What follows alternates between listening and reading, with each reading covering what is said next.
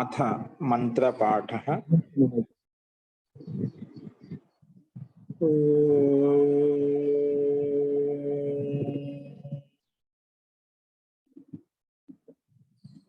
सहनाववतु सहनौ भुनक्तु सह वीर्यं करवावहै तेजस्विनावधीतमस्तु मा विद्विषावहै।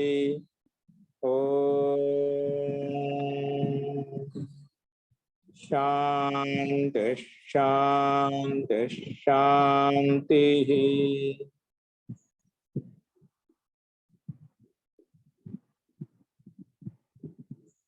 सर्वेभ्यो नमः। अंदरिकी नमस्कारम अंडी।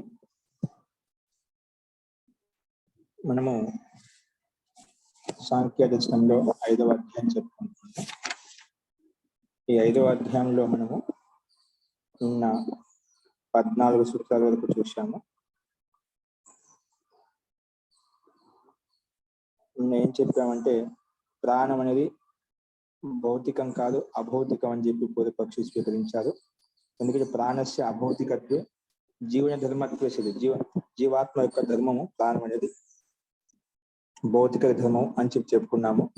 అందుకే జీవాత్మ సహయేవ తస్యాపి శరీర ప్రవేశ. జీవాత్మ ఎప్పుడైతే వస్తుందో అప్పుడే ప్రాణశక్తి కూడా వస్తుంది, తర్వాత ఇంద్రియ శక్తి కూడా మొదలవుతుంది అని చెప్పుకున్నాము. ఎందుకంటే ప్రాణోహి భోక్తు జీవాత్మన అధిష్టానం ఆశయో. అంటే ప్రాణశక్తి భోక్త జీవాత్మకి అధిష్టానం ఆశ్రయం అంట. శరీరం ఉందంటే ప్రాణశక్తి ద్వారానే మనకు ఆ భోగాన్ని అనుభవిస్తున్నామట. కాబట్టి జీవాత్మకు భోగాలు అనిపించడానికి అత్యంత అనివార్యమే భోగాయత్నం ఈ శరీరం అనేది. కాబట్టి ఆశ్రయం ఖచ్చితంగా ఉండాలి. అందుకే మనం వేదాంత దర్శనంలో కూడా చెప్పుకున్నాము. ప్రాణవత శబ్దాతంజి. ప్రాణం అంటే ప్రాణం కారణంగానే ఈ శరీరం యొక్క సంచారం, శరీరం యొక్క జీవన సంచారం నడుస్తుంది. ప్రాణశక్తి లేకపోతేనా శరీరం అనేది నష్టం అయిపోతుంది. అంటే ఆత్మ ఉంది కాబట్టి శరీరం యొక్క ఆయతనం అంటే భోగాయతన శరీరం ఉత్పన్నం అవుతుంది. ఆ భోగాయతన శరీరం ఉంది కాబట్టి జీవాత్మ భోగాలు అనుభవిస్తున్నమాట. ఇవి రెండు కూడా ఖచ్చితంగా అనివార్యం అని చెప్పుకున్నాం. లేకపోతేనా పూర్తి భావ ప్రసక్తి లేకపోతే శరీరం ఉన్నా కూడా ప్రాణశక్తి లేదనుకోండి, మనం చూస్తున్నాం బాడీ ఇక్కడే ఉంటుంది. ఆ ప్రాణవాయువు లేకపోతే ప్రాణశక్తి లేకపోతేనా ఇంద్రియాలు ఏవి కూడా పనిచేయమాట. అంటే ప్రాణవాయువు ఉన్నప్పుడే ఇంద్రియాలు పనిచేస్తాయి. ఇంద్రియాలు ఉన్నాయి కాబట్టి ఇంద్రియ శక్తి ఉంది కాబట్టి ఆత్మశక్తి కూడా ఉంటుంది. ముఖ్యంగా ఆత్మ ఉన్నంతసేపు ప్రాణశక్తి ఉంటుంది, ప్రాణశక్తి ఉన్నంతసేపు ఇంద్రియాలలో పనిచేస్తూ ఉంటాయి. ఎప్పుడైతే ఆత్మశక్తి వెళ్ళిపోతుంది, ఆత్మ జీవాత్మ వెళ్ళిపోతుంది, అప్పుడు జీవాత్మతోటి ప్రాణవాయువు కూడా వెళ్ళిపోతుంది. ఆ ప్రాణవాయువు వెళ్ళిపోగానే ఇంద్రియ శక్తి కూడా, ఇంద్రియాల యొక్క శక్తి వాటి యొక్క ధర్మం ఏదైతే ఉందో, వాటి యొక్క శక్తి ఏదైతే ఉందో అవి కూడా నశించిపోతాయి. అంటే అవి కూడా నిర్వీర్యం అయిపోతాయి, అంటే శక్తిహీనం అయిపోతాయి అన్నమాట. అందుకే మనకు ప్రాణం వెళ్ళిపోగానే, జీవాత్మ వెళ్ళిపోగానే ఇంద్రియాలు కూడా మనకు అన్ని గోళకాలు హిష్టపుష్టంగా ఉన్నప్పుడు కూడా ఒకటి కూడా పనిచేయదు అని మనం చెప్పుకున్నాము. ఈ విషయంలో జీవాత్మతోటి ప్రాణం వస్తుందని చెప్పాం కదా. అంటే శరీరంలోకి జీవాత్మ ఎప్పుడైతే వస్తుంది, ఎప్పుడు శరీరం ఉత్పన్నం అవుతున్నా జీవాత్మ ప్రవేశిస్తుంది గర్భావస్థలో కావచ్చు. దానికి ఒక్కొక్కరు ఒక్కొక్క విధమైన వ్యాఖ్య చెప్తాను. అంటే గర్భావస్థలో ఎప్పుడైతే రజవీర్యములు కలయిక వల్ల ఒక కోశిక ఏర్పడిందో అప్పుడు జీవాత్మ ప్రవేశిస్తుంది. కొంతమంది ఏమంటారంటే ఒక నెల తర్వాత, గర్భం యొక్క ఒక నెల తర్వాత లఘు ఒక పిండ రూపంలో తయారైన తర్వాత, లఘు కోశిక రూపంలో అవయవ రూపంలో ఏర్పడినప్పుడు అప్పుడు జీవాత్మ ప్రవేశిస్తుంది. కొంత 3 నెలల తర్వాత పూర్తిగా అవయవాలు ఏర్పడిన తర్వాత అప్పుడు జీవాత్మ ప్రవేశిస్తుంది. దీంట్లో చాలా మంది రకరకాలుగా జీవాత్మ యొక్క ప్రవేశం ఎప్పుడు వస్తుంది, జీవాత్మ యొక్క ప్రవేశం ఎప్పుడు అంటే ఎప్పుడైతే గర్భం ధారణ జరిగిందో అప్పుడే జీవాత్మ ప్రవేశిస్తుందా, ఎప్పుడైతే కోశిక తయారైందో అప్పుడే ప్రవేశిస్తుందా అనే విషయంలో మాత్రము చాలా మంది రకరకాలుగా వ్యాఖ్యానిస్తారు. అది పూర్తిగా ఇదమిత్తం అని చెప్పడం కూడా కష్టము. సో మొత్తానికి శరీరం ఎప్పుడైతే ఉత్పన్నమవుతుందో అప్పుడు జీవాత్మ ప్రవేశిస్తుంది. ఆ జీవాత్మ ప్రవేశించినప్పుడే ప్రాణశక్తి ఇంద్రియ శక్తి కూడా పనిచేస్తాయని చెప్పి మనం చూసామండి. అస్తు. ఇప్పుడు అదే ప్రకారంలో అదే సందర్భంలో ఇంకా ముందు అదే విషయాన్ని ఇంకో రకంగా చెప్తున్నాడు, అది చూద్దాం. సో నేను చెప్పిన పాట మీద సందేహం ఉందండి?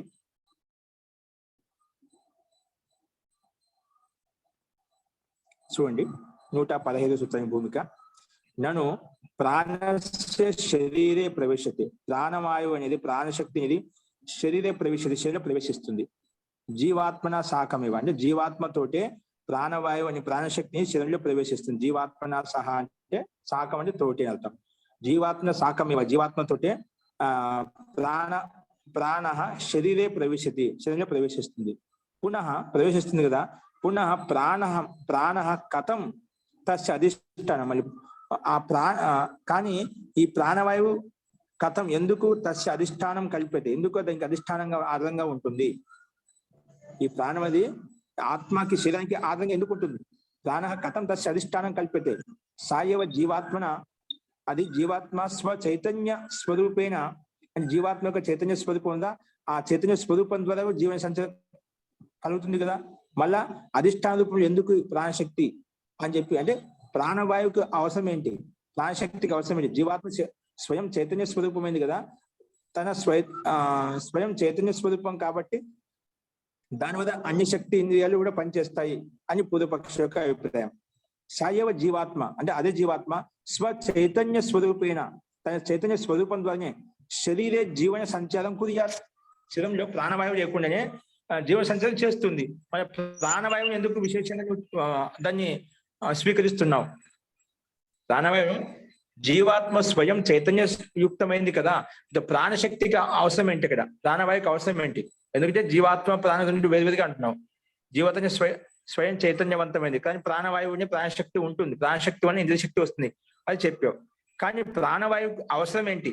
జీవాత్మ స్వయం చైతన్య స్వరూపం ద్వారానే శరీరంలో జీవన సంచారం చేస్తుంది అని పూర్వపక్షి ప్రస్తావించినప్పుడు అత్ర ఉచ్యతే సిద్ధాంతి చెప్తున్నాడు.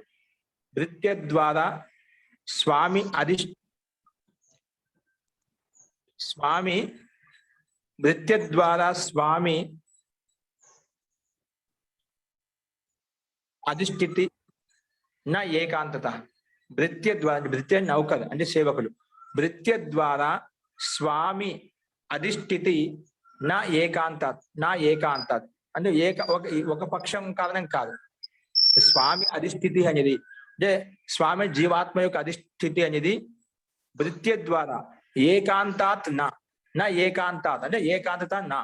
అదే చూడండి, స్వామి అంటే ఇక్కడ జీవాత్మ స్వామి.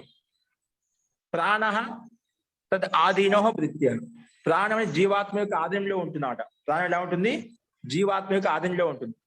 స్వామి అంటే జీవాత్మక ఆధీనంలో ప్రాణ ఉంటుంది. ప్రాణ తద్ ఆధీనో భృత్య, ఆధీన రూపంలో భృత్య రూపంలో సేవక రూపంలో ఉంటుందన్నమాట. జీవాత్మకి సేవక రూపంలో ఏ విధంగా ఒక రాజుకి ఒక స్వామికి నౌకరులు సేవకులు ఏ విధంగా ఉంటారో వాళ్ళ ఆధీనంలో ఉంటారో, అలాగే ఈ ప్రాణవాయువు కూడా ప్రాణశక్తి అనేది కూడా జీవాత్మకి ఆధీనంలో ఉంటుంది.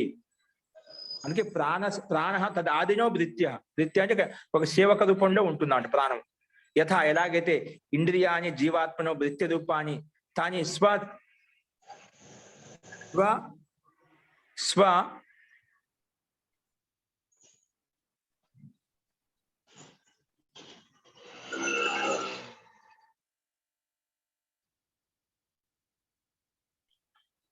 స్లైడ్ మార్చండి.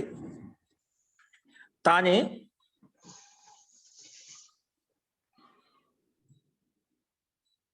స్వ ఏక విషయ ప్రదర్శన కార్యం పరిపాలయంతి. ఇవి ఏ విధంగా అయితే ఇంద్రియాలు జీవాత్మ యొక్క ఆధీనంలో ఉంటాయో, ఉండి జీవాత్మ యొక్క ఆధీనంలో ఉండి ఇంద్రియాలు అంటే ఇంద్రియాల యొక్క శక్తి ఒక్కొక్క దానికి ఒక్కొక్క శక్తి ఉంటుందండి. అంటే పంచ జ్ఞానేంద్రియాలకు పంచ కర్మేంద్రియాలకు శక్తి భిన్న భిన్నంగా ఉంది. అంటే ఏ ఇంద్రియానికి ఏ ధర్మం ఉందో ఆ ధర్మాన్ని నిర్వర్తిస్తుంటాయన్నమాట. అందుకే ఇక్కడ అదే చెప్పాడు, జీవాత్మను భృత్య రూపాన్ని అంటే భృత్య రూప నౌక సేవక రూపంలో తాని స్వ ఏకైక విషయ ప్రదర్శన కార్యం. ఒక్కొక్క విషయ ప్రదర్శన కార్యం అంటే కళ్ళ యొక్క విషయాన్ని చూస్తున్నాయి, నాలుక విషయాన్ని గ్రహిస్తుంది. అలాగే ప్రతి ఇంద్రియము ఏ ఇంద్రియానికి ఏ కార్యం, ఏ దాయత్వం, ఏ ధర్మం అయితే ఉందో ఆ ఇంద్రియాలు వాటి యొక్క విషయాలను ప్రదర్శిస్తున్నాయన్నమాట. పంచ జ్ఞానేంద్రియాలు వాటి విషయాన్ని ప్రదర్శిస్తున్నాయి, పంచ కర్మేంద్రియాలు కూడా వాటి విషయాన్ని ప్రదర్శిస్తున్నాయి. మనసు కూడా ఉభయేంద్రియంగా ఉంటుంది, రెండింటికి పనులను నిర్వర్తిస్తుంది అన్నమాట. అది విషయం చెప్పారు ఇక్కడ. స్వ ఏకైక విషయ ప్రదర్శన కార్యం, ఒక్కొక్క విషయాన్ని ప్రదర్శించడం కోసం పరిపాలించబడుతున్నాయి. తథైవ అలాగే ఇక్కడ కూడా ప్రాణ తస్య మృత్యురూప, ఏ విధంగా ఇంద్రియాలు జీవాత్మకు సహాయకంగా సేవకంగా ఉంటూ వాటి పని నిర్వర్తిస్తున్నాయో అలాగే జీవాత్మకు ఆధీనంలో ఉంటూ ప్రాణవాయు కూడా అదే విధంగా సేవక రూపంలో శరీరంలో ప్రవేశించి పనిచేస్తుంది. అందుకే తథైవ ప్రాణ తస్య మృత్యురూప అంటే జీవాత్మకు మృత్యు రూపంలో సేవక రూపంలో ఉంటుంది. శరీరే జీవన సంచారం కార్యం సంపాదితి, ఇంకా శరీరంలో జీవన సంచార కార్యం చేస్తుంది. ఈ విధంగా ఇంద్రియాలు తన ఆదాయం జీవాత్మక ఆదాయంలో ఉంటూ జీవన సంచారం చేస్తున్నాయో అలాగే ప్రాణవాయువు కూడా ప్రాణం కూడా మృత్యు రూపంలో ఉంటూ శరీరంలో జీవన సంచారం నిష్పన్నం చేస్తుంది. జీవన సంచార కార్యం సంపాదయతి యత, ఎందుకంటే స్వామినో అధిష్టాతృత్వం, ఎందుకంటే స్వామి యొక్క అధిష్టానంలో స్వామి యొక్క ఆధీనంలో ఉంది కాబట్టి ప్రాణము జీవాత్మ ఏ విధంగా ప్రేరేపిస్తుందో ఏ విధంగా సంకేతిస్తుందో అదే ప్రకారంగా ఈ ప్రాణవాయువు కూడా పనిచేస్తుంది. అందుకే స్వామినో అధిష్టాతృత్వం అంటే మృత్యు ద్వారా హి భవతి, అది నౌక ద్వారా సేవక ద్వారా చేస్తుంది. అంటే అన్ని పనులు స్వామి చేయడం అంటే అన్ని సేవకులుగా చేస్తుంటాడు. అలాగే స్వామి ఆ సామర్థ్యం ఉన్నప్పటికీ కూడా అన్ని పనులు స్వయం చేయడం అనమాట. అలాగే జీవాత్మక ఆ సామర్థ్యం ఉన్నప్పుడు అన్ని చేయదు, ఆ సేవకుల ద్వారా అంటే ఆ పంచభూతాలు ఉత్పన్నటువంటి అవయవ సన్నివేశాలు ఏవైతే ఉన్నాయో, పదార్థాలు ఏవైతే ఉన్నాయో ఇక్కడ ప్రాణశక్తి ద్వారా ఆ పనులు జీవన యొక్క సంచారం కొనసాగిస్తాడు. అందుకే మృత్యు ద్వారా అంటే నౌక ద్వారా సేవకుడి ద్వారా హి భవతి, అంటే గతివిధి అనేది ప్రాణవాయువు ద్వారా పనిచేస్తుంది. నా సాక్షాత్ జీవాత్మ స్వయం పనిచేయదన్నమాట. ఈ విధంగా లోకంలో చూస్తుంటాం, సామాన్య రాజు స్వామి అన్ని సేవలు చేస్తే స్వయం డైరెక్ట్ గా ఆ స్వామి చేయడం అనమాట. అలాగే జీవాత్మ కూడా నా సాక్షాత్ తస్మాత్ జీవన సంచారం, నా డైరెక్ట్ సాక్షాత్ అంటే ప్రత్యక్షంగా చేయడం అనమాట. అందువల్ల తస్మాత్ జీవన సంచారం, జీవన యొక్క సంచారం అనేది ప్రాణస్యైవ కార్యం, అంటే జీవన సంచారం యొక్క కార్యం ప్రాణం ద్వారా జరుగుతుంది. నాతో జీవాత్మన కాబట్టి తస్మాత్ నా దోష, అందువల్ల దోషయుక్తం కాదు. అంటే పొదుపక్షం ప్రశ్నించారు కదా, జీవాత్మ స్వయం చైతన్యవంతుంది కదా, సో జీవన సంచారం స్వయం చేస్తుంది, ప్రాణం ద్వారా జీవన సంచారం చేయాల్సిన అవసరం ఉంది. అంటే ఏ విధంగా ఇంద్రియాలు జీవాత్మ యొక్క ఆధీనంలో ఉంటూ అవి సేవలు పనిచేస్తున్నాయో అలాగే జీవాత్మకు పనిచేస్తున్నాయి, అలాగే ఈ ప్రాణవాయువు కూడా ప్రాణం అనేది కూడా ప్రాణశక్తి కూడా జీవాత్మ యొక్క ఆధీనంలో ఉంటుంది. కాబట్టి అది ఒక సేవక రూపంలో పనిచేస్తుంది. అంటే జీవాత్మ స్వయం పనిచేయకుండా ప్రాణవాయువు ద్వారా ఇంద్రియం ద్వారా గతివిధి నడిపిస్తుంది. కాబట్టి మన లోకంలో చూస్తున్నాం, సామర్థ్యవాన్ వ్యక్తి, సామర్థ్యవాన్ స్వామి ఎవరైతే ఉన్నదో అందరూ నౌకల ద్వారా సేవకుల ద్వారా పనిచేస్తుంటే, ఇక్కడ జీవాత్మ స్వయం స్వామి కాబట్టి ఇక్కడ సేవకుల ద్వారా ఇంద్రియముల ద్వారా ప్రాణవాయువు ద్వారా పనిచేస్తుంది. అది విషయం చెప్పారు ఇక్కడ. సో తస్మాత్ జీవన సంచారం అనేది ప్రాణస్య ఏవ, ప్రాణం ద్వారానే జరుగుతుంది. ప్రాణస్య ఏవ కార్యం, ప్రాణం యొక్క ఈ పని జీవన సంచారం నడుస్తుంది. నా జీవాత్మ నడిపించదు. తస్మాత్ నా దోషయుక్తం కాదు. జీవాత్మ కూడా తన ఆధీనంలో ఉంటుంది కదా, ఒక సేవక రూపంలో శరీరం యొక్క గతివిధిని, శరీరం యొక్క జీవన సంచారాన్ని కొనసాగిస్తుంది అని చెప్పి సిద్ధాంతి ఇక్కడ ప్రస్తావించారండి. అస్తు, ఇందులో ఏదైనా సందేహం ఉందండి?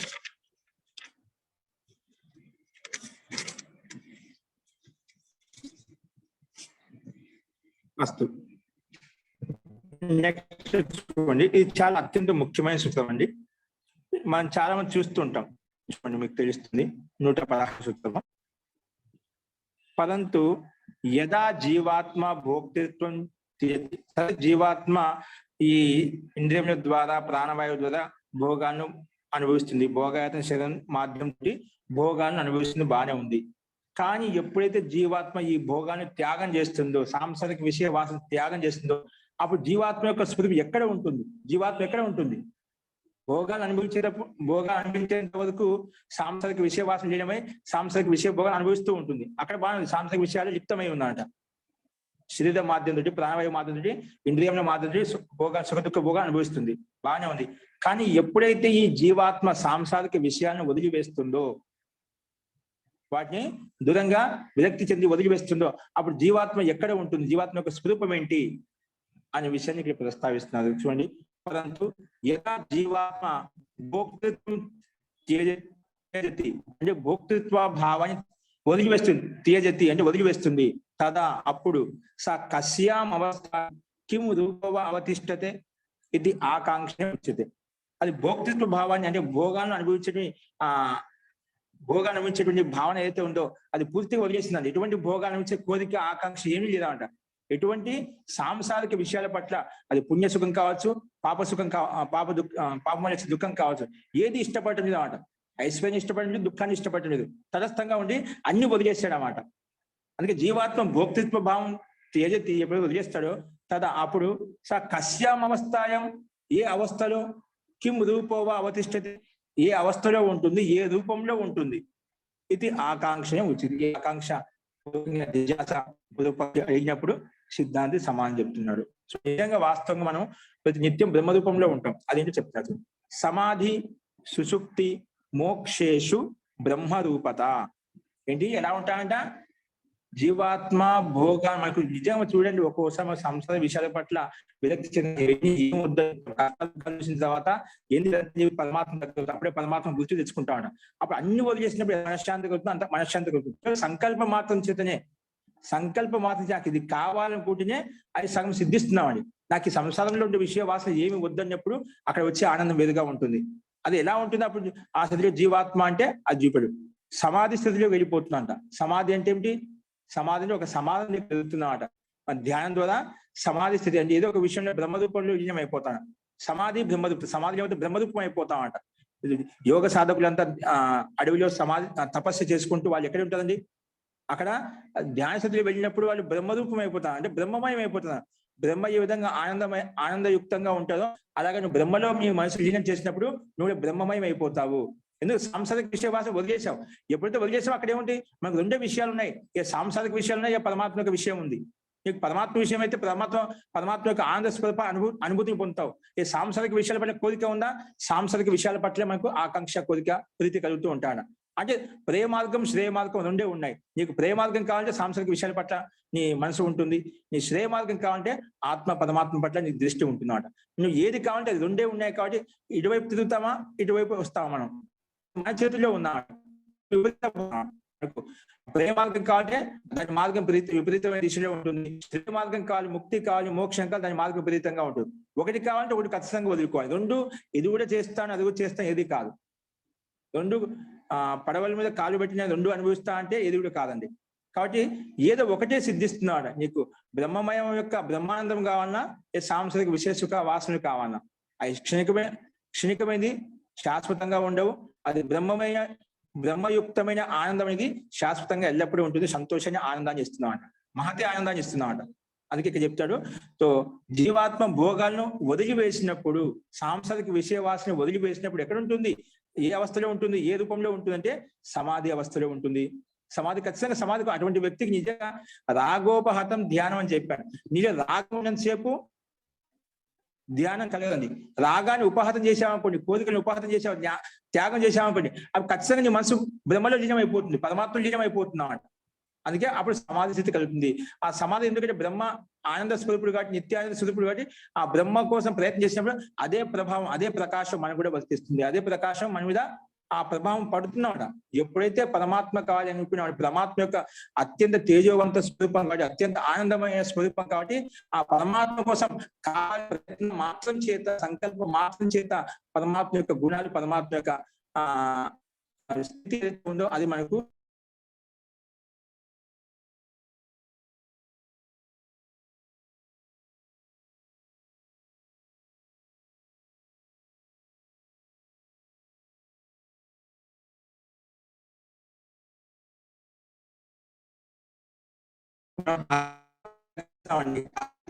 ఏమవుతుంది?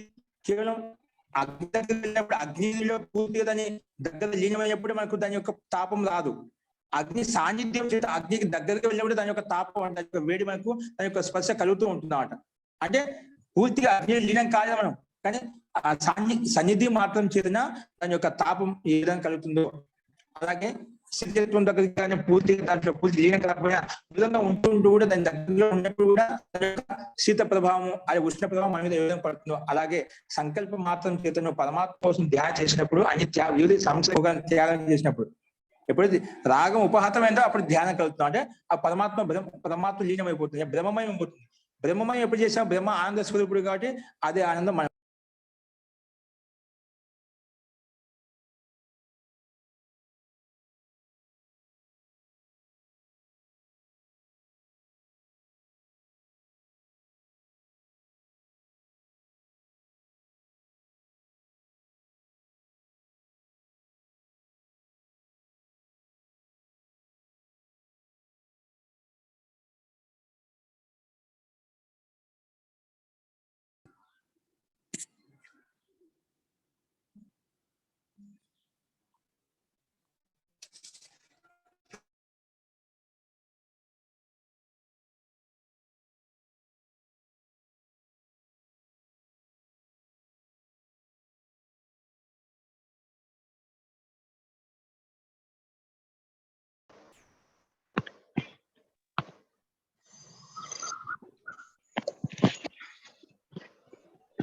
ఓకే అండి.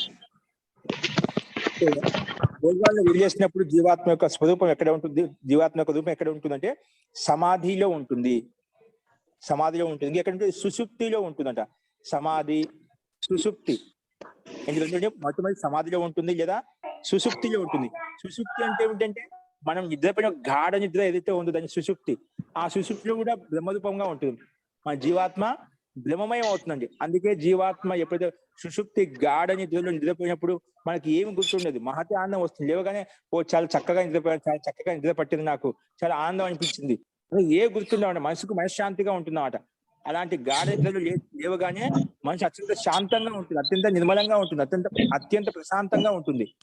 ఎవరికైతే సుషుప్తి అవస్థ అంటే గాఢ నిద్ర కలిగిందో వారికి మాత్రమే అలాంటి స్థితి కలుగుతుంది, అలాంటి స్థితి ఉంటుంది అన్నమాట. కాబట్టి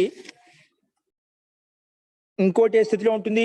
మోక్షేషు బ్రహ్మరూపత. అంటే సమాధిలో కూడా బ్రహ్మరూపం ఉంటుంది, సుషుప్తిలో కూడా బ్రహ్మరూపత ఉంటుంది, మోక్షంలో కూడా బ్రహ్మరూపత ఉంటుంది. ఈ మూడు అవస్థల్లో బ్రహ్మమయంగా జీవాత్మ ఉంటుంది. ఎప్పుడైతే నువ్వు భోగాలను దూరం చేస్తావో అప్పుడు సమాధిలో ధ్యాన స్థితిలో ఉంటాము. ధ్యానం సమాధి కలుగుతుందో ఆ సమాధి స్థితిలో బ్రహ్మరూపత అంటే బ్రహ్మ యొక్క ఆనందాన్ని అనుభూతిని పొందుతూ ఉంటాము. ఏంటంటే సుషుప్తి నిద్ర కూడా అందరికి రాదండి. సుషుప్తి నిద్ర అనేది అందరికి రాదు. సాంసారిక విషయవాసంలో ఉన్న వ్యక్తికి ఇటువంటి గాఢ నిద్ర పూర్తిగా రాదు. ఎప్పుడు కూడా స్వప్నావస్థ నడుస్తూ ఉంటుంది. ఎప్పుడు కూడా ఎలా నడుస్తుంది? స్వప్నలోకంలో తిరుగుతూ ఉంటామట. అంటే ఏదో ఒకటి దినంలో చూసిన విషయాలు, ఆలోచించిన విషయాలు అవే మనసులో వస్తూ ఉంటాయి, తిరుగుతూ ఉంటాయి అన్నమాట. కాబట్టి సుషుప్తి అనేది అందరికీ ఎప్పుడైతే సాంసారిక విషయాల పట్ల ఆగ్రహం తక్కువగా ఉంటుందో వారికే సుషుప్తి అవస్థ కలుగుతుంది. అటువంటి గాఢ నిద్ర ఎవరికి కలుగుతుందో అక్కడ కూడా బ్రహ్మరూపత అనేది ఉంటుంది. కాబట్టి ఈ రెండు శరీరంతో యుక్తమైనటువంటి అవస్థలు. ఏది? సమాధి కూడా సమాధి శరీరంతో యుక్తమై మనం తపస్య ధ్యానం చేసినప్పుడు కలిగేటువంటి స్థితి అయితే ఉందో ఇది శరీర అవస్థ, శరీరంతో యుక్తమైన అవస్థ. అలాగే సుషుప్తి అవస్థ ఇది కూడా శరీరంతో యుక్తమైన గాఢ నిద్రపోయినప్పుడు కలిగేటువంటి అవస్థ అన్నమాట. ఇది శరీరంతో యుక్తమైన అవస్థ. అంటే ఈ రెండు అవస్థలు కూడా మనకు బ్రహ్మమయం కావచ్చు, బ్రహ్మరూపాన్ని పొందవచ్చు. అదేవిధంగా మోక్షేషు బ్రహ్మరూపత. మోక్షంలో మటుకు మోక్షం అంటున్నాడు అక్కడ శరీరం ఉండమాట. అంటే కేవలం డైరెక్ట్ గా ఆత్మస్వరూపంలో ఉంటూ పరమాత్మలో లీనమైపోతాం. సో ఈ మూడు స్థితుల్లో బ్రహ్మరూపత ఉంటుంది. ఆ నాలుగో అవస్థ అంటే ఏది లేదండి. ఈ మూడు స్థితులనే బ్రహ్మరూపత జీవాత్మ పొందగలుగుతుంది. ఈ అవస్థలు కాకుండా ఏ అవస్థలో ఉన్నా అవి సాంసారిక అవస్థల్లో ఉంటుంది, కానీ సాంసారిక విషయాల్లో ఉంటుంది, కానీ బ్రహ్మమయం కాదు, అంటే ఆనందమయం కాదు, ఆనందయుక్తంగా ఉండదు ఎప్పుడు కూడా. కాబట్టి జీవాత్మ భోగాలను అనుభవించినప్పుడు జీవాత్మ యొక్క స్వరూపం ఎక్కడ ఉంటుందంటే సమాధిలో ఉంటుంది. సమాధిలో బ్రహ్మతో లీనమై ఉంటుంది, సుషుప్తిలో బ్రహ్మలో లీనమై ఉంటుంది, మోక్షంలో ఎలాగనో అది ఆటోమేటిక్ గా శరీరం త్యాగం చేసింది కాబట్టి మోక్షంలో బ్రహ్మరూపత ఉంటుంది అని చెప్పి ఈ సూత్రం చెప్పిందండి. అందుకే సమాధి, సుషుప్తి, మోక్షేషు ఈ మూడు అవస్థల్లో బ్రహ్మరూపత ఉంటుంది అని చెప్పి సిద్ధాంతి ఇక్కడ చెప్పారు. చూడండి భాష్యం ఏంటో ఇక్కడ.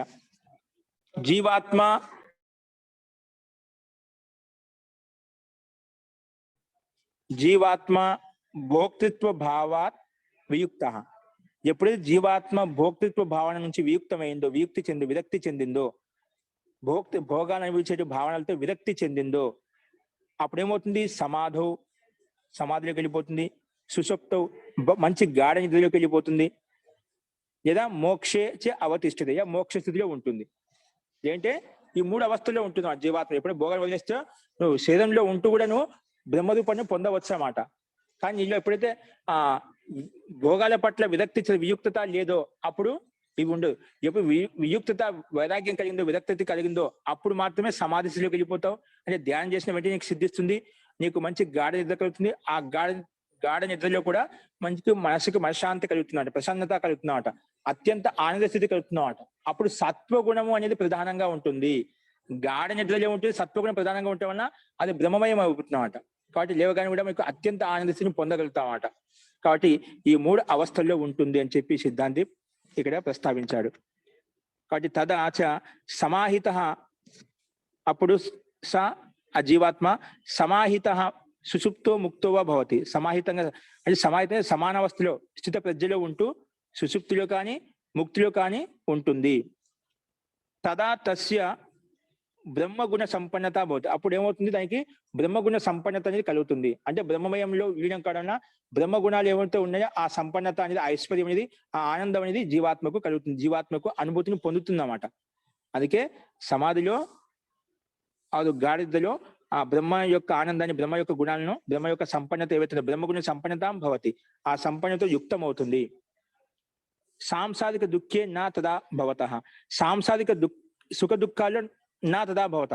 సాంసారిక దుఃఖాలు ఏవైతే ఉన్నాయి, సుఖ దుఃఖాలు, సుఖంలో కానీ దుఃఖంలో ఎక్కడ లీనం కాదన్నమాట. అలాంటి స్థితిలో ఎప్పుడైతే గాఢ నిద్రలో సమాధిలో ఉందో సాంసారిక సుఖాలు కానీ సాంసారిక దుఃఖాలు కానీ వాటిని ఎక్కడ కూడా లీనం కాదన్నమాట. నా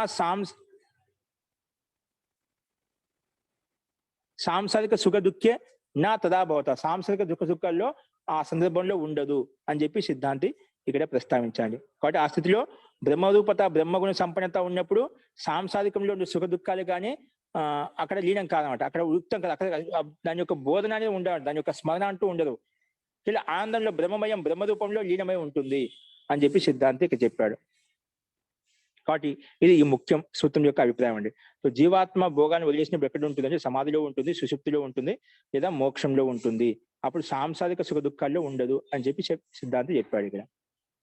ఇదే విషయాన్ని వేరే భాష్యకారులు ఏం చెప్పారంటే, అత్ర విజ్ఞాని భిక్షు భాష్యే బ్రహ్మరూపత విషయ లిఖితం యత్. ఈ బ్రహ్మరూపత విషయంలో విజ్ఞాని భిక్షు భాషను వేరే విధంగా చెప్పబడిందంట. అదేంటంటే బ్రహ్మరూపత విషయ లిఖితం, బ్రహ్మరూపత విషయం ఏం రాయబడిందంటే యత్ అస్మాత్ శాస్త్రే బ్రహ్మశబ్ద. ఈ శాస్త్రంలో బ్రహ్మశబ్దం అనేది, సూత్రంలో బ్రహ్మశబ్దం వచ్చింది కదా, ఆ బ్రహ్మశబ్దం అనేది ఔపాధిక పరిచ్ఛేద మాలిన్యాది రహిత పరిపూర్ణ చేతన సామాన్య వాచి నాతో బ్రహ్మ మీమాంసాయాం ఐశ్వర్యోపలక్షిత పురుష మాత్ర వాచి ఇది వివేక్తవ్యం అని విజ్ఞాన భిక్షు భాష్యంలో చెప్పబడిందండి. ఏం చెప్పబడిందంటే బ్రహ్మశబ్దం యొక్క తాత్పర్యం ఏంటంటే ఔపాధిక పరిచ్ఛేద, అంటే మాలిన్యాది రహిత, అంటే మలినతాతో, బ్రహ్మ అంటే మాలిన్యంతో రహితంగా ఉంటూ, అంటే దోషాలతో రహితంగా ఉంటూ, మాలిన్యాది రహిత పరిపూర్ణమైనటువంటి చైతన్య వాచి, చైతన్య స్వరూపంతో యుక్తమైన సామాన్య వాచి, దాన్ని బ్రహ్మ అంటామంట. అంటే కామక్రోధాది దోషాలు ఏవైతే ఉన్నాయో, మాలిన్యం అవుతుందో అంటే మలినాలతో రహితంగా ఉన్నటువంటి, దోషరహితమైనటువంటి పూర్ణంగా చైతన్య రూపంలో ఉన్నటువంటి సామాన్య వాచి బ్రహ్మశబ్ద అని చెప్పి చెప్పాడు. నాతో బ్రహ్మ మీమాంసాయాం, బ్రహ్మ మీమాంసలు చెప్పినటువంటి అంటే వేదాంత దర్శనం చెప్పినటువంటి ప్రకారంగా బ్రహ్మ మీమాంసాయాం ఇవ అంటే బ్రహ్మ మీమాంసలు చెప్పిన విధంగా సమానంగా ఐశ్వర్యోపలక్షితం పురుష మాత్ర వాచి ఇది వివేక్తవ్యం.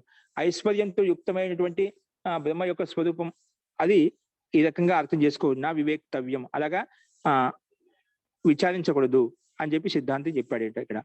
అంటే బ్రహ్మ మీమాంసాయం ఐశ్వర్యోపలక్షితం పురుష మాత్రం అంటే ఎల్లప్పుడూ ఐశ్వర్యంతో యుక్తమై ఉంటుంది, అలాగా భావించకూడదు. పూర్ణ చైతన్య రూపంలో ఉంటుంది. బ్రహ్మశబ్దానికి సామాన్య మాలిన్యాది రహిత యుక్తమైనటువంటి బ్రహ్మశబ్ద ఎప్పుడు అదే పరిలక్షితం చేస్తాం. కానీ ఇక్కడ ఐశ్వర్యోపలక్షితం పురుషం దాని యొక్క ఆ పరమాత్మ యొక్క ఐశ్వర్యం గురించి చెప్పమాట. పరమాత్మ నిర్లిప్తంగా ఉంటాడు, నిర్లేపంగా ఉంటాడు, అది అక్కడ ప్రస్తావిస్తాం అని విజ్ఞాన భిక్షు భాషను చెప్పబడిందంట. అస్తు భవతు ఇదం విజ్ఞాన భిక్షు మతం కదా, విజ్ఞాన భిక్షు భాష అలాగే చెప్పారు. ఆయన అభిప్రాయం అటువంటిది. కాబట్టి భవతు పాఠం భవతు కనబడతలేదండి. పాఠం కనబడతలేదు. జీ మీది ఏదైనా వ్యక్తిగత దోషం ఉంటుంది చూసుకోండి. ఇక్కడ అందరికి కనిపిస్తుంది చూడండి. భవతు ఇదం విజ్ఞాని భిక్షు మతం. విజ్ఞాని భిక్షు మతంలో ఇది ఆయన అభిప్రాయం, వారి యొక్క అభిప్రాయం ప్రకారంగా అది భవతు, అది వారి యొక్క అభిప్రాయం కాబట్టి వారి యొక్క మతాన్ని ఉల్లేఖించారన్నమాట. అందుకే భవతు ఇదం విజ్ఞాని భిక్షు మతం నటు సాంఖ్య సూత్రకార మతం. సాంఖ్య సూత్రకార మతం కాదు ఇది. ఇలాంటి అభిప్రాయము సాంఖ్య సిద్ధాంతం కాదనమాట. అందుకే నాతో సాంఖ్య సూత్రకార మతం నహి సాంఖ్య సూత్రం ఏతాదృశం ఉపలభ్యతే. కానీ సాంఖ్య సిద్ధాంతకే ఏతాదృశమైన అర్థాన్ని అది చెప్పలేదు అన్నమాట. నహి సాంఖ్య సూత్రం ఏతాదృశం ఉపలభ్యతే. ఎందుకంటే యస్మిన్ బ్రహ్మ లక్షణం సూచితం భవేత్, ఏతే బ్రహ్మ యొక్క లక్షణం సూచించబడిందో, యస్మిన్ ఎందులో అయితే బ్రహ్మ లక్షణం సూచితం భవేత్, అంటే బ్రహ్మ యొక్క లక్షణం ఏ విధంగా ఎక్కడైతే సూచించబడ్డాయో ఆ ప్రకారం తీసుకుంటే సాంఖ్య సిద్ధాంత ప్రకారంగా ఏదైతే సూచించబడి అది తీసుకోవాలి. కానీ ఇక్కడ విజ్ఞాని భిక్షు మతం ప్రకారం సూచించబడింది అది యుక్తి సంగతం కాదు. అది వారి అభిప్రాయం కావచ్చు, అది వాళ్ళు స్వీకరిస్తారు. కానీ సాంఖ్య సిద్ధాంతం అది కాదని చెప్పి యస్మిన్ బ్రహ్మలక్షణం సూచితం భవతి, ఏదైతే బ్రహ్మలక్షణం సూచించబడిందో అదే తీసుకోవాలి.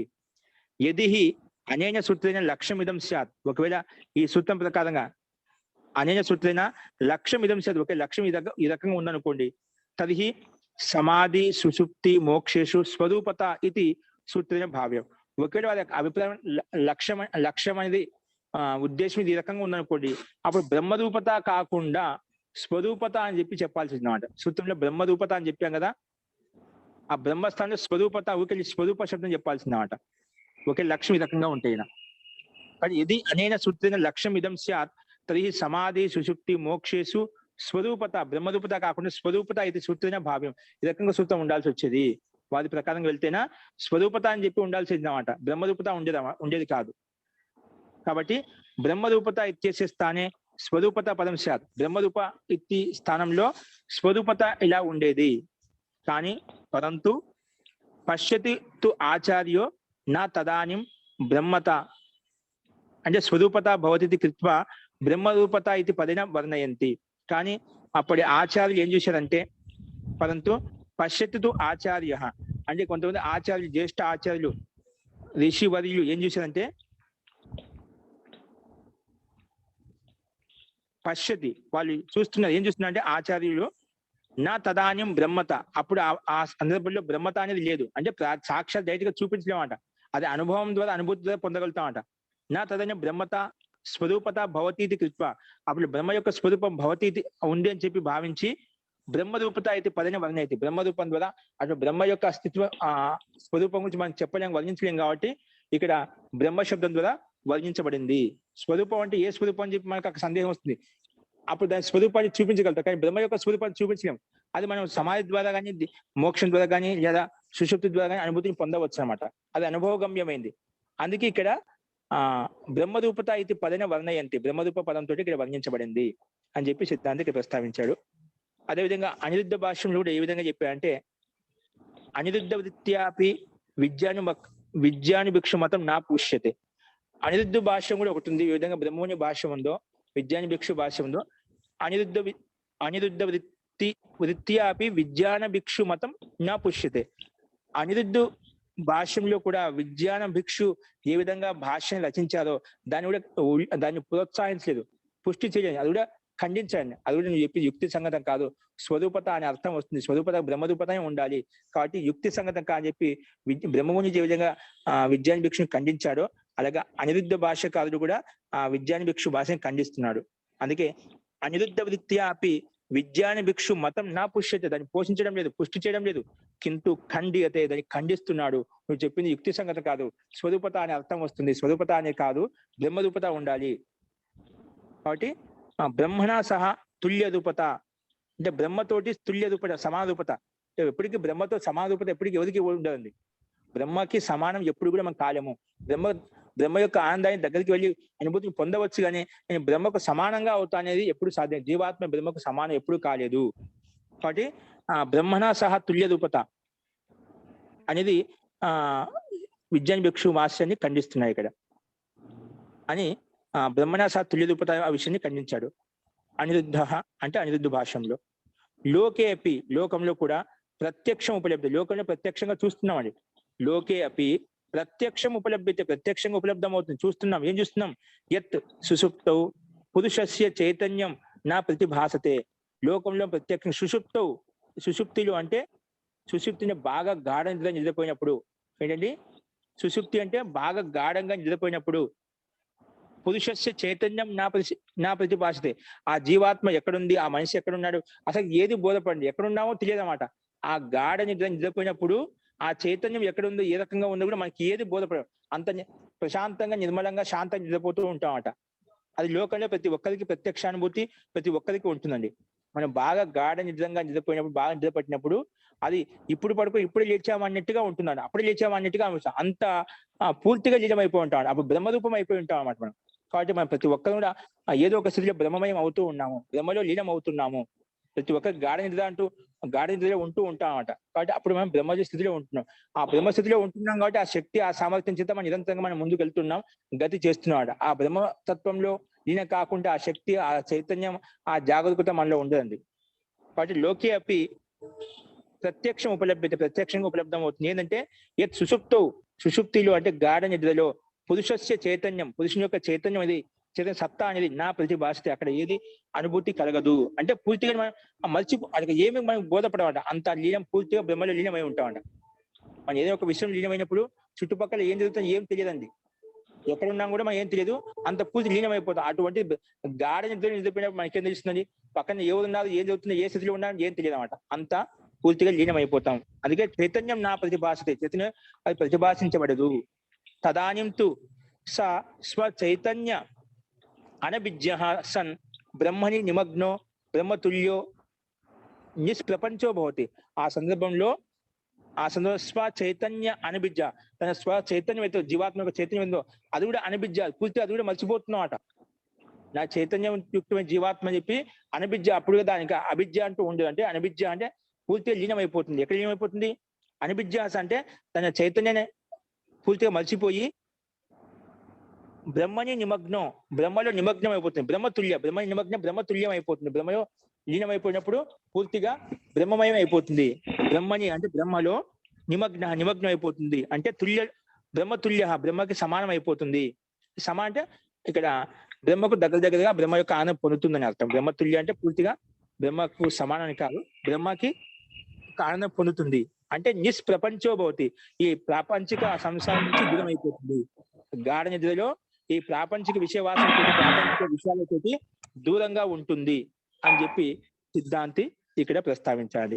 అందుకే నిష్ప్రపంచో భవతి, ఈ ప్రపంచిక విషయాల పట్ల దూరంగా అయిపోతుంది. అంటే బ్రహ్మతుల్యం అయిపోతుంది, బ్రహ్మలో నిమగ్నం అయిపోతుంది అని చెప్పి లోకంలో ప్రత్యక్షంగా మనం చూస్తున్నాము.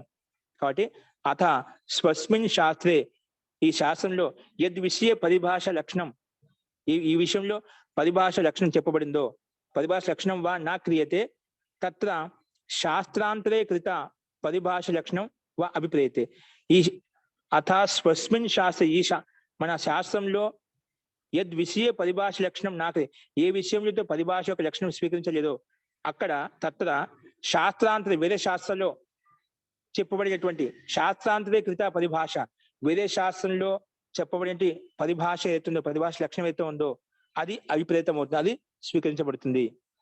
అందుకే అతో అయుక్తం విజ్ఞాని భిక్షు మతం. కాబట్టి ఆ రకంగా విజ్ఞాని భిక్షు భాష్యంలో చెప్పింది అర్థమవుతుంది, అది యుక్తి సంగతం కాదు.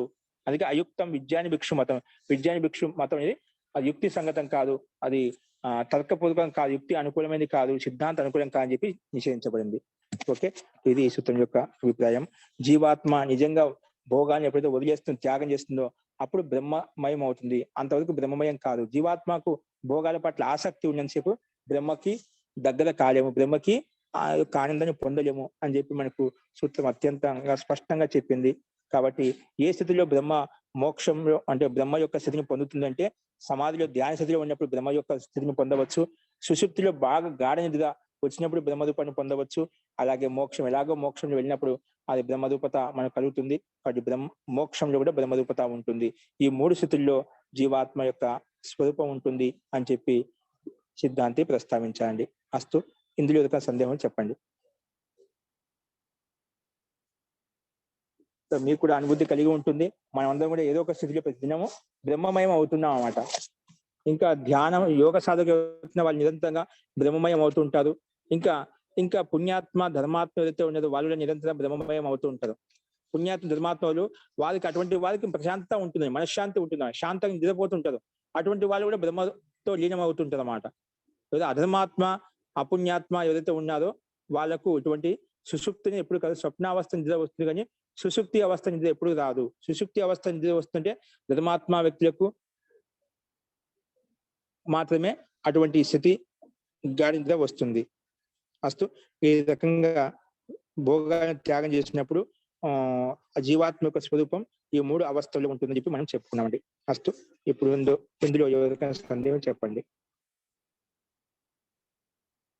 మహోదయ, ఇక్కడ విజ్ఞాన భిక్షు మతం అది ఖండిస్తున్నారు కదా, అందులో ఏం చెప్పారండి కరెక్ట్ గాను? ఆయన ఏం చెప్తున్నా అంటే ఇక్కడ స్వరూపం తీసుకుంటున్నాడు. ఏ స్వరూపం ఇక్కడ చూడండి, ఔపాధికంగా అంటే యథార్థంగా తీసుకోవడం లేదు.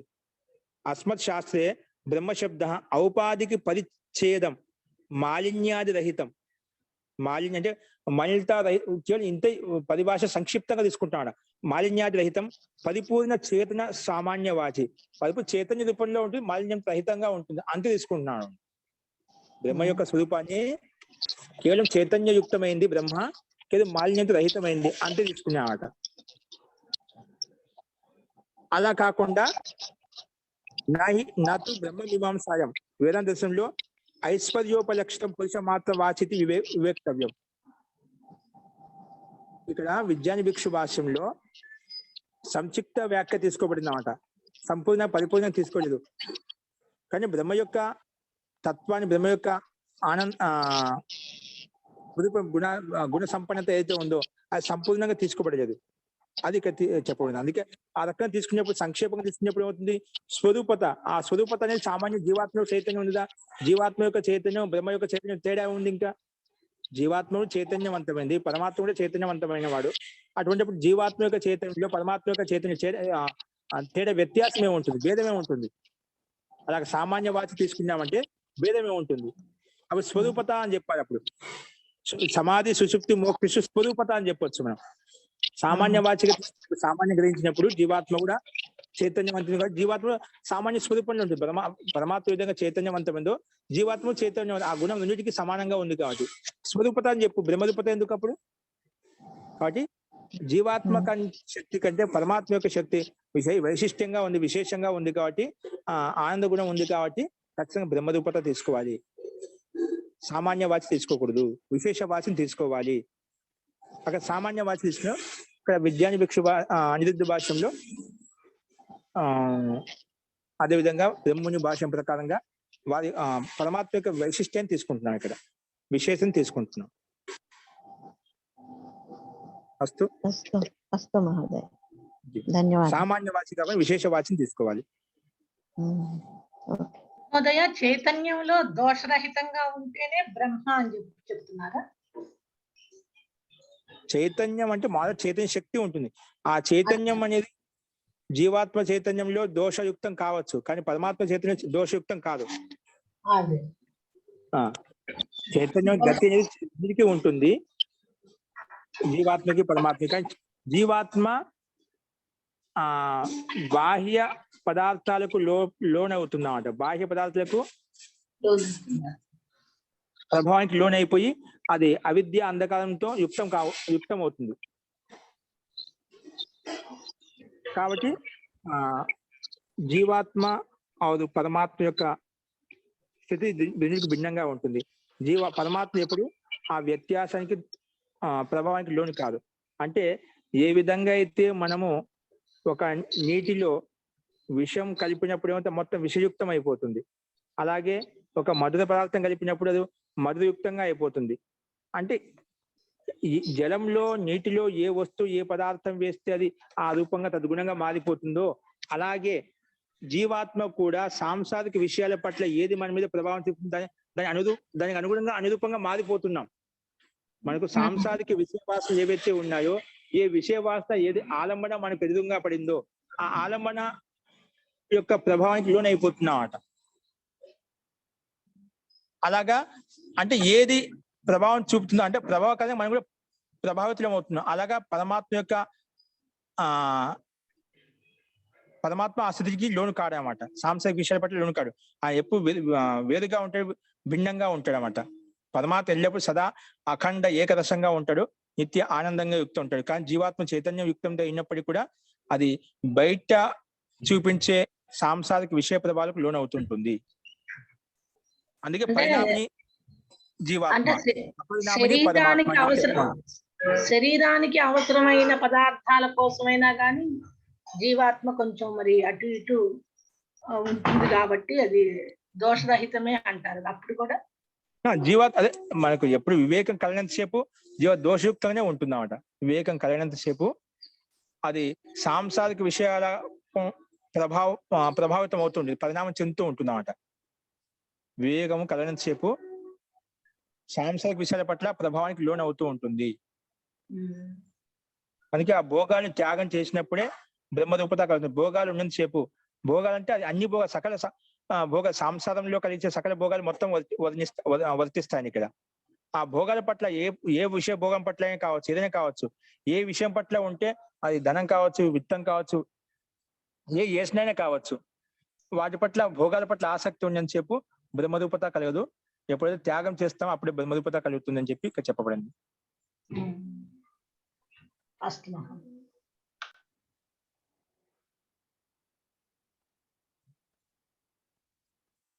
అస్తు ఇంకా అండి. అస్తు ఈ రకంగా జీవాత్మ త్యాగం చేసినప్పుడు ఈ 3 అవస్థల్లో ఉంటుంది చెప్పుకున్నాము. తర్వాత కింద ఏం చెప్పబడింది చూడండి. తత్ర బ్రహ్మ రూపతాయాం త్రీసు ఖలు అవస్థాసు భేద ప్రదర్శితే. ఈ 3 స్థితుల్లో భేదం ఏంటి? ఏ 3 అవస్థలు చెప్పాం కదా. సమాధి స్థితిలో ఉంటుంది, సమాధి స్థితిలో బ్రహ్మరూపత కలుగుతుంది, సుషుప్తిలో బ్రహ్మరూపత కలుగుతుంది, ముక్తిలో మోక్షంలో బ్రహ్మరూపత. 3 అవస్థలు చెప్పుకున్నాం కదా. జీవాత్మ సమాధిలో ఉంటుంది, లేదా సుషుప్తిలో ఉంటుంది, మోక్షంలో ఉంటుంది. 3 అవస్థలు చెప్పుకున్నామంట. వాటి మధ్య తిశ్రీషు ఖలు అవస్థాసు భేద ప్రదర్శితే. భేదం ఏంటి 3 మధ్య అది చెప్తున్నా చూడండి. తత్ర బ్రహ్మరూపతాయాం, బ్రహ్మరూపతాలో త్రీషు ఖలు అవస్థాసు 3 అవస్థల్లో భేద ప్రదర్శితే, భేదాన్ని ప్రదర్శిస్తున్నారు. 115 సూత్రం చూడండి. ద్వయోః సబీజత్వం అన్యస్య తద్ హతి. ఇందులో 2 అవస్థల్లో బీజత్వం ఉంటుందంట, అంటే బీజయుక్తం ఉంటుందన్నమాట. అంటే కారణం ఉంటుంది, కారణం ఉంటుంది. ఒక దాంట్లో మటుకు కారణం ఉండదు, దానికి నష్టం అవుతుంది అన్నమాట. అదే చూద్దాం. ద్వయోః సబీజత్వం, ఒక దాంట్లో రెండింటిలో బీజం ఉంటుంది. అన్యస్య తద్ హతి, ఆ బీజం అని నష్టం అవుతుంది, నాశనం అయిపోతుంది అని చెప్పబడింది ఇక్కడ. చూడండి దాని ఏంటో భాష్యం చూద్దాం. ద్వయోః సబీజత్వం అంటే ద్వయోః అంటే ప్రాథమికం ఏంటివి? మొట్టమొదటి 2 ఏంటివి? సమాధి, సుషుప్తి. ఈ రెండిట్లో సమాధి స్థితిలో, సుషుప్తిలో. ద్వయోః ప్రాథమికయోః ప్రథమ 2 ఏవైతే ఉన్నాయో ప్రాథమికయో సమాధి సుషుప్తియోర్ భోక్తృత్వ భావస్య. భోక్తృభావం ఏదైతే ఉందో భోక్తృత్వ భావస్య బీజత్వం అస్తి. ఇక్కడ భోక్తృత్వ భావం బీజత్వం ఉంది. అంటే ఎప్పుడు వరకైతే నువ్వు సమాధిలో ఉన్నావో, సుషుప్తిలో ఉన్నావో అంతవరకు నువ్వు బ్రహ్మరూపం ఉన్నావు. కానీ ఆ అవస్థ నుంచి ఎప్పుడు ఎల్లకాలం అక్కడే ఉండవు కదా. ఎల్లప్పుడు సమాధిలో ఉండవు. నువ్వు కొంత సీమిత కాలం వరకు నువ్వు ఎంతసేపు అయితే కూర్చోగలుగుతావో, 2 గంటలు 3 గంటలు అంతసేపు వరకు బ్రహ్మలో లీనమైపోతావు. తర్వాత విత్తాన అవస్థ ఉంటుంది కదా, అక్కడి నుంచి చేస్తావు. ఎందుకంటే శరీరం యొక్క ధర్మం కాబట్టి నిరంతరంగా అలాగే కూర్చోలేమాట. మళ్ళీ కొంతకాలం తర్వాత శరీరానికి పుష్టి కోసం, శరీరంలో శక్తి సంచాలనం కోసము ఖచ్చితంగా లేవాల్సిందే, అన్నపానాలు తీసుకోవాల్సిందే. శరీరంలో గతి కావాలంటే అక్కడి నుంచి లేస్తాం అనమాట. అప్పుడు చేసినప్పుడు మళ్ళీ భోక్తృత్వ భావన ఉంటుందన్నమాట. తినాలి, తాగాలి, గతి కావాలంటే ఏదో ఒకటి భోక్తృత్వ భావన ఖచ్చితంగా అవసరం అవుతుందన్నమాట. అందుకే సమాధిలో నిరంతరం కూర్చోలేము, సుషుప్తిలో కూడా గాఢ నిద్రలో కూడా పూర్తిగా మనం పడుకోలేము అనమాట. అలాగే ఉండలేము అనమాట. ఎల్లప్పుడు నిరంతరం అలాగే ఉంటామంటే ఉండలేము అనమాట. ఒక సీమిత కాలం ఉంటుంది. సీమిత కాలం వరకు నువ్వు సుషుప్తిలో ఉంటావు, గాఢ నిద్రలో ఉంటావు. తర్వాత అక్కడి నుంచి పక్కకి వెళ్ళిపోతావు అనమాట. ఆ పక్కకి వెళ్ళిపోయినప్పుడు ఏమవుతుంది? భోక్తృత్వ భావన నీలో కలుగుతుంది. అందుకే సమాధి సుషుప్తి భోక్తృత్వ భావస్య బీజత్వం వస్తే, ఆ బీజం ఉంది అన్నమాట. ఆ సీమిత కాలం వరకు అలా ఉంటావు. తర్వాత సీమిత కాలం అయిపోయిన తర్వాత ఆ బీజం వల్ల భోక్తృత్వ భావన నీలో కలుగుతుంది. సాంసారిక విషయాల పట్ల భోగాన్ని అనిపించలే కలుగుతుంది. శరీరం యొక్క ధర్మం కాబట్టి ఖచ్చితంగా తీసుకుంటావు. కాబట్టి బీజత్వం అస్తి. ఎందుకు? సశరీరత్వాత్, ఎందుకు శరీరంతో యుక్తమై ఉంది కాబట్టి. మనం శరీరంతో యుక్తమై ఉన్నాం కాబట్టి శరీరం యొక్క ధర్మం, శరీరానికి గతి కావాలంటే భోగాలను అనుభవించాలి, భోక్తృత్వ భావన ఉండాలి, ఆహార పానాదులు అన్నపానాలు తీసుకోవాలి, అప్పుడే మనకి గతి కలుగుతున్నామాట. కానీ శరీరత్వ తయోహో అవస్థయోహో ఈ రెండు అవస్థలు అంటే సమాధి అవస్థలు, సుషుప్తి అవస్థలు, తయోహో అవస్థయోహో పునర్విత్తానే, విత్త అంటే అక్కడి నుంచి లేచినప్పుడు, అంటే నిద్రావస్థ లేచినప్పుడు, ధ్యాన స్థితి నుంచి లేచినప్పుడు, సమాధి స్థితిని లేచినప్పుడు, పునర్విత్తానే అంటే జాగరణేచ, జాగరణం చేసిన అంటే లేచినప్పుడు, విత్తానే జాగరణేచ భోగం అనువర్తతే హి జీవాత్మ, అంటే జీవాత్మ భోగం మనం అనువర్తిస్తున్నామట. అక్కడి నుంచి ఆ సమాధి నుంచి అంటే ధ్యాన స్థితి మనం లేవగానే సాంసారిక భోగాల పట్ల మనకు ఖచ్చితంగా ప్రీతి కలుగుతుంది. అవి అనువర్తిస్తే ఖచ్చితంగా. శరీరం ఉందంటే భోగాల పట్ల భోగాలు లేకుండా ఉండలేమట. కాబట్టి భోగాలు అనువర్తిస్తాయి జీవాత్మకు. అందుకే ఆ భోగం అనువర్తతే హి జీవాత్మ తస్య తదా, ఎందుకంటే తస్య తదా శరీరత్వ, అది శరీరంతో యుక్తమైంది కాబట్టి లేవగానే ధ్యాన స్థితి నుంచి లేవగానే సుషుప్తి నుంచి లేవగానే ఖచ్చితంగా శరీరం యొక్క ధర్మం కాబట్టి లేచి భోగాల పట్ల అనురక్తి కలుగుతుంది, భోగాల పట్ల ఆకర్షణ కలుగుతుంది. పరంతు ఈ రెండింటికి చెప్పాం, సమాధి అవస్థ సుషుప్తి అవస్థలో భోగాలు అనువర్తిస్తాయి. కానీ పరంతు అన్యస్య తదహతి, అన్య అంటే వేరే మూడవ అవస్థ అండి మోక్ష అవస్థ. మోక్షం అంటున్నాం అంటే ఎప్పుడైతే శరీరం త్యాగం చేసి శరీరం వదిలేస్తామో అప్పుడే మోక్షం. అంటే ఎక్కడైతే మన శరీరం ఉండదో దాన్ని మోక్షం అంటాం. మళ్ళీ జన్మ అంటూ ఉండదు దాన్ని మోక్షం అంటాం. మోక్షం అంటున్నా జన్మను త్యాగం చేసుకుని జన్మను వివేకం వైరాగ్యం ద్వారా శరీరం త్యాగం చేసినప్పుడే, దేహాన్ని త్యాగం చేసిన ముక్తి కలుగుతుంది, మోక్షం కలుగుతున్నమాట. అంటే శరీర రహితావస్థ, శరీర యుక్తావస్థ కాకుండా శరీర రహితావస్థనే ముక్తావస్థ అంటాం, మోక్షావస్థ అంటాం. అందుకే పరంతు అన్యస్య తద్ అతి, అంటే సమాధి సుషుప్తిభ్యాం అన్యస్య, సమాధి అవస్థ కాకుండా సుషుప్తి అవస్థ కాకుండా సమాధి సుషుప్తిభ్యాం అన్యస్య, అన్యస్య అంటే మోక్షస్య భోక్తృత్వ బీజ భావ నాశో భవతి. ఇక్కడ భోక్తృత్వ భావన, ఎందుకంటే శరీరం ఉంటే భోక్తృత్వ భావన కాదు, శరీరం లేకుంటే భోక్తృత్వ భావన కాదు. శరీరం ఉన్నంత వరకు భోగాలు అనిపించే కోరిక ఉంటుంది కాబట్టి దానికి మనం వివేకం ద్వారా వైరాగ్యం ద్వారా మనం వాటిని అతిక్రమించుకుంటూ పరమాత్మ వైపు లీనమైపోతామండి. కానీ శరీరం ఉన్నంతసేపు స్వాభావిక ధర్మము, శరీరంలో భోగాల పట్ల ఆసక్తి కలుగుతూనే ఖచ్చితంగా కలుగుతుంది. ఎటువంటి పుణ్యాత్మ అయినప్పుడు కూడా శరీరం ఉందంటే భోగాల పట్ల ఆకర్షణ కలుగుతుంది అనమాట. అందుకే భోక్తృత్వ బీజ భావం నాశో భవతి. కానీ ఈ మూడవస్థ మోక్షావస్థ ఏదైతే ఉందో అక్కడ శరీర అవస్థ లేదు కాబట్టి ఆత్మ తన స్వరూపంలో ఉంది కాబట్టి ఇక్కడ భోక్తృత్వ బీజ భావం అనేది లేదు, నాశనం అయిపోతుంది. భోక్తృత్వ బీజ భావం నాశో భవతి. ఎందుకు? తత్ర జీవాత్మనో అశరీరత్వాదేవ, ఆ శరీరత్వాద్ ఏష తత్ర భేద. ఈ మూడవస్థలో భేదం ఏంటి? ఆ రెండో అవస్థలో శరీరంతో యుక్తమై ఉంటుంది, ఈ మూడవస్థ మోక్షావస్థ అనేది శరీర రహిత అవస్థ. అందుకే ఆ శరీరత్వాద్ శరీరరహితంగా ఉంది కాబట్టి ఏష తత్ర భేద. ఇదే ఆ మూడిటి మధ్య భేదం అంటే రెండు శరీరంతో యుక్తమై ఉన్నాయి, మూడవస్థ మోక్షావస్థ అక్కడ శరీరం ఉండదు కాబట్టి అక్కడ భోక్తృత్వ భావన ఉండదు. ఎక్కడైతే శరీరం ఉంటుందో అక్కడ భోక్తృత్వ భావన ఉంటుంది. కాబట్టి ఈ శరీరాన్ని త్యాగం చేసుకోవడం, ఈ శరీరం యొక్క బంధాన్ని తెంచుకోవడం కోసం ఎంత మహాన్ ప్రయత్నం చేస్తున్నాడు. శరీరం ఉన్నంత వరకు ఎంత దేవతలు అయినప్పటికీ, ఎంత గురువులు అయినప్పటికీ కూడా భోక్తృత్వ భావన కలుగుతూనే ఉంటుంది. కాబట్టి ఈ భావన, భోక్తృత్వ భావన యొక్క బీజం నష్టం చేయాలంటే ఖచ్చితంగా మన వివేక వైరాగ్యం ద్వారా ఆత్మ పరమాత్మను యథార్థంగా తెలుసుకుని ఎప్పుడైతే ఈ జన్మ యొక్క స్థితిని మనం త్యాగం చేస్తామో, జన్మను తొలగించుకుంటామో అప్పుడే ముక్తిలో మోక్షంలో మాత్రమే ఈ బీజం నష్టం అవుతుంది.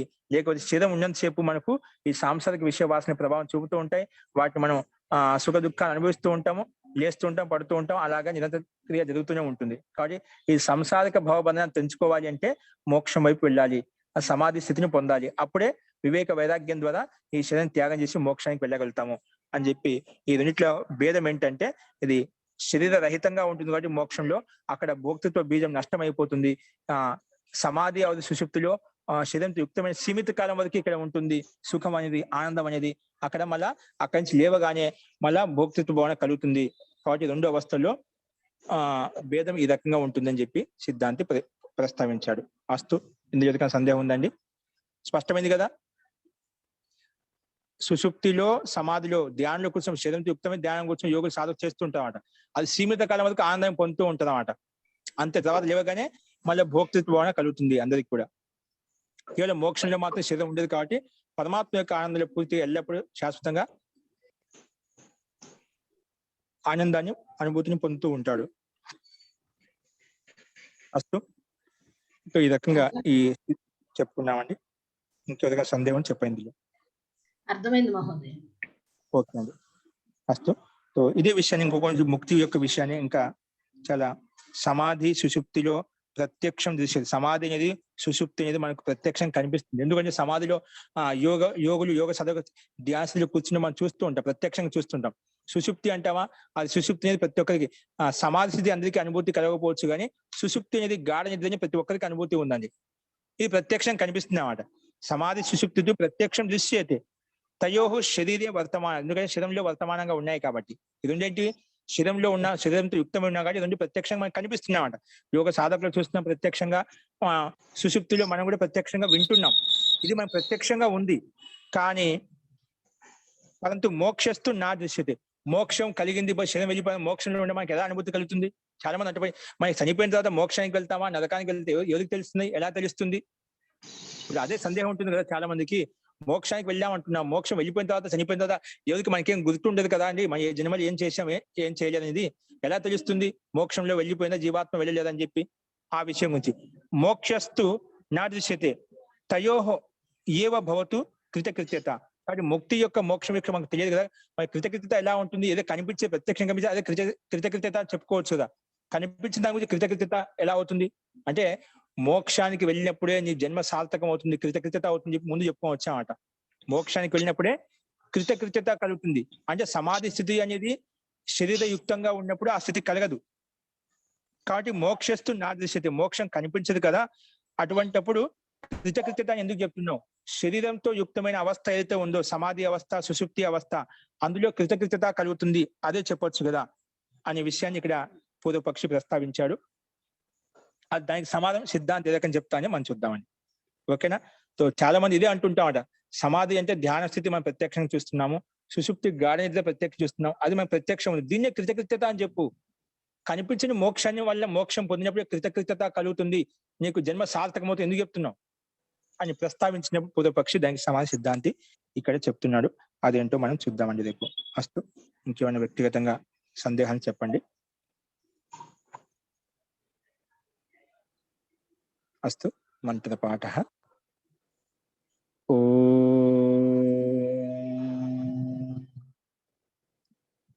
సర్వే భవంతు సుఖినః, సర్వే సంతు నిరామయాః, సర్వే భద్రాణి పశ్యంతు, మా కశ్చిద్ దుఃఖభాగ్ భవేత్. ఓం శాంతి శాంతి శాంతిః. సర్వేభ్యో నమః. అందరికీ నమస్కారం అండి. నమస్తే మహోదయ. ఓం నమస్తే. నమస్తే మహోదయ. నమస్తే. నమస్తే మహోదయ. నమస్తే మహోదయ. నమస్తే అండి.